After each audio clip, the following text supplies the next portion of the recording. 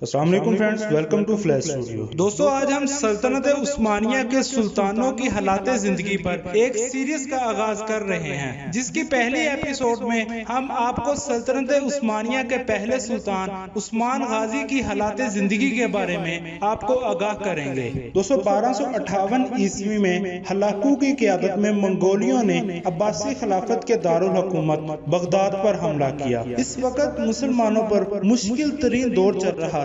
مشہور مورخ ابن کثیر لکھتے ہیں، وہ شہر کی طرف پلٹے، مرد، عورتیں، بچے، بوڑھے، جوان، حتیٰ کہ جو بھی ملا اسے قتل کر دیا۔ دوستو، ویڈیو میں آگے بڑھنے سے پہلے تمام دوستوں سے گزارش ہے، فلاش اسٹوڈیو کو سبسکرائب کریں، بیل آئیکن ضرور پریس کریں تاکہ اس طرح کے مزید انفارمیٹیو ویڈیوز آپ تک بر وقت پہنچ سکیں۔ بہت سے لوگوں نے اپنی جان بچانے کے لیے جنگلوں اور خفیہ جگہوں کا سہارا لیا۔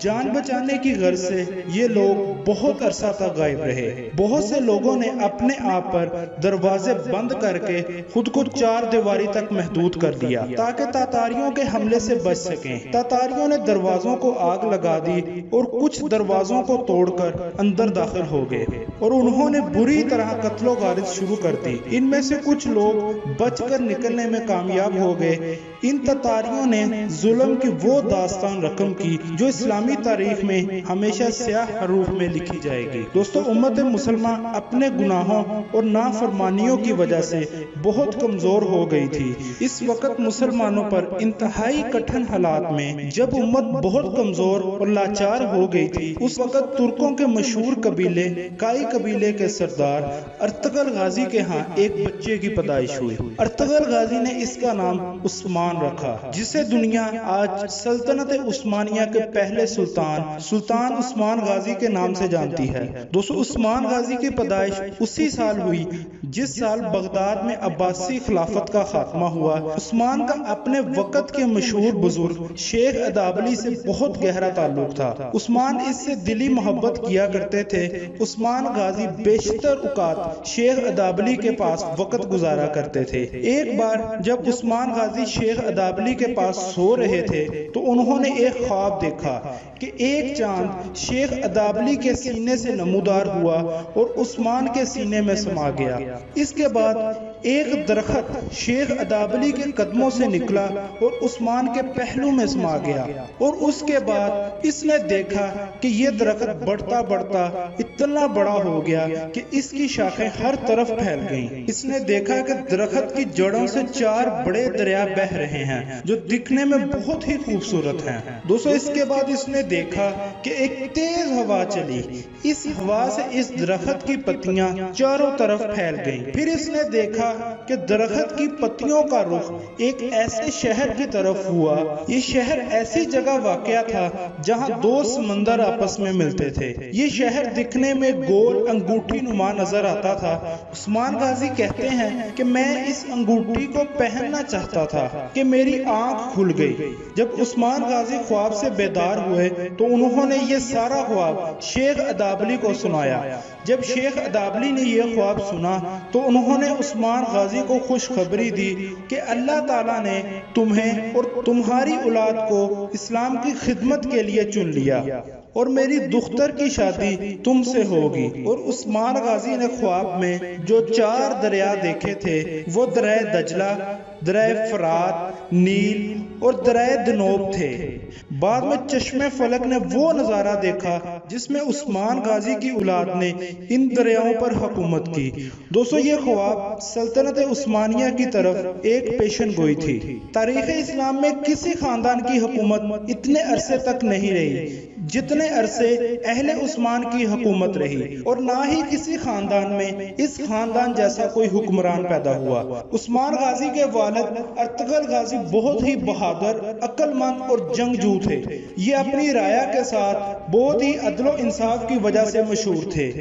دوستو عثمان غازی بھی اپنے والد کی طرح نہایت ہی سادہ زندگی بسر کرتے تھے۔ مال غنیمت کا بڑا حصہ غریبوں، مسکینوں اور سپاہیوں میں تقسیم کرتے تھے۔ ان خوبیوں کی وجہ سے آج بھی تاریخ میں ان کا نام سنہرے حروف کے ساتھ لکھا جاتا ہے۔ عثمان غازی کی شجاع اور بہادری کی وجہ سے ان کے بعد جب بھی کوئی بادشاہ تخت پر بیٹھتا تو عثمان کی تلوار اس کی کمر کے ساتھ باندھی جاتی اور دعا کی جاتی کہ اللہ اس میں بھی عثمان جیسی خوبیاں پیدا فرما۔ دوستو عثمان جب ایک شہر حصار کا قاضی مقرر ہوئے تو انہوں نے ایک جھگڑے میں ایک مسلمان کے خلاف حکم سناتے ہوئے ایک نصرانی کے حق میں فیصلہ سنایا۔ اس نصرانی کو اس بات سے بڑا تعجب ہوا تو اس نے عثمان غازی سے پوچھا، آپ میرے حق میں فیصلہ کیسے دے سکتے ہیں جبکہ میں آپ کے دین پر بھی نہیں ہوں؟ تو عثمان نے اسے جواب دیا، میں آپ کے حق میں فیصلہ کیسے دوں جبکہ اللہ تعالیٰ جس کی ہم بندگی کرتے ہیں ہمیں انصاف کرنے کا حکم فرماتا ہے۔ عثمان غازی کے اس انصاف کی وجہ سے اس نصرانی کا سارا قبیلہ مسلمان ہو گیا۔ اس کے بعد 1281 میں ارطغرل غازی کی وفات کے بعد عثمان جب اپنی قوم کا بادشاہ مقرر ہوا تو اس نے بہت ہی دانائی کا مظاہرہ کرتے ہوئے سلطان علاء الدین کی نصرانیوں کے خلاف مدد کی۔ اس کے ساتھ مل کر بہت سے شہر بلکہ بڑے بڑے قلعے بھی فتح کیے۔ اس کے بعد 1299 میں عثمان غازی نے سلجوقی سلطنت سے خود مختاری کا اعلان کرتے ہوئے عثمانیہ سلطنت کی بنیاد رکھی۔ اس وقت سلطنت عثمانیہ کی سرحد قسطنطنیہ کی بزنطینی سرحد سے ملی ہوئی تھی۔ یہ وہی بزنطینی حکومت تھی جو عربوں کے زمانے میں رومی سلطنت کے نام سے مشہور تھے۔ دوستو اس وقت یہ سلطنت بہت کمزور اور چھوٹی ہو کر رہ گئی تھی، لیکن پھر بھی عثمان غازی کی سلطنت کی نسبت بہت بڑی اور طاقتور تھی۔ اس کے بعد 1301 میں جب بزنطینہ نے بورسا، مدانوس، ادارا، نوس، کتھا اور قسطلہ کے نصرانی لوگوں کو ساتھ ملا کر عثمان غازی کی سلطنت کو ختم کرنے کا فیصلہ کیا تو عثمان غازی ڈرنے کی بجائے اپنی فوجوں کو لے کر آگے بڑھے اور اپنی فوج کی شانہ بشانہ لڑے اور صلیبی فوجوں کی اینٹ سے اینٹ بجا دی۔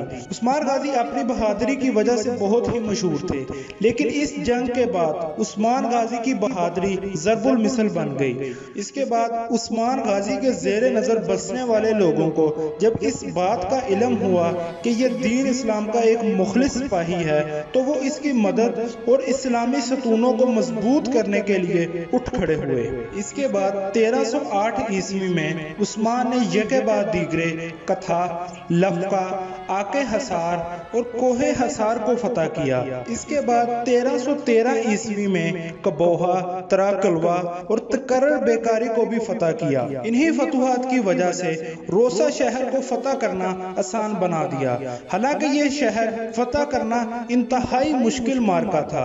اس کے بعد کئی سال تک عثمان اور امیر شہر اکرینوس کے درمیان سخت مارکے ہوئے، لیکن آخر میں نصرانیوں کو سر جھکانا پڑا اور شہر عثمان کے حوالے کرنا پڑا۔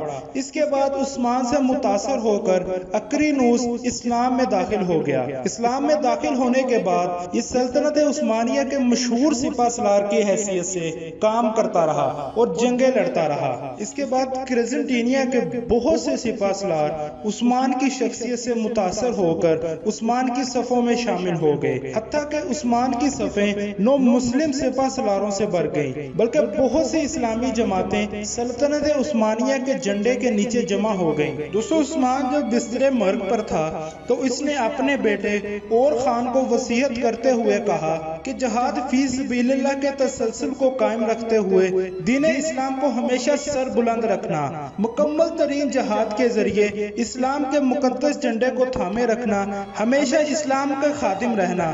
میری نسل سے جو شخص بھی حق اور عدل سے روگردانی کرے گا وہ روز حشر رسول اللہ صلی اللہ علیہ وسلم کی شفاعت سے محروم رہے گا۔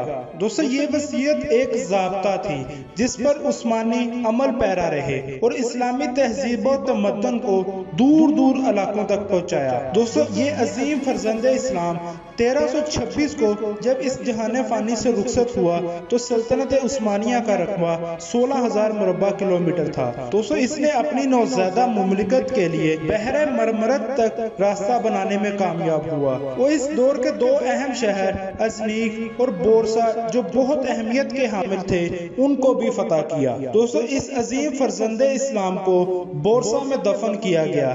1855 میں آنے والے ایک زلزلے کی وجہ سے عثمان غازی کا مزار زمین بوس ہو گیا، لیکن 1868 میں سلطان عبدالعزیز نے یہ مزار دوبارہ تعمیر کروایا جو آج بھی اپنی پوری شان و شوکت کے ساتھ قائم ہے۔ تو دوستو آج کی ویڈیو آپ کو کیسی لگی کمنٹ باکس میں اپنی رائے کا اظہار ضرور کیجیے گا۔ تو اگر آپ کو یہ ویڈیو اچھی لگی تو اس کو لائک کریں، فلائی اسٹوڈیو کو سبسکرائب کریں اور بیل آئیکن ضرور پریس کریں۔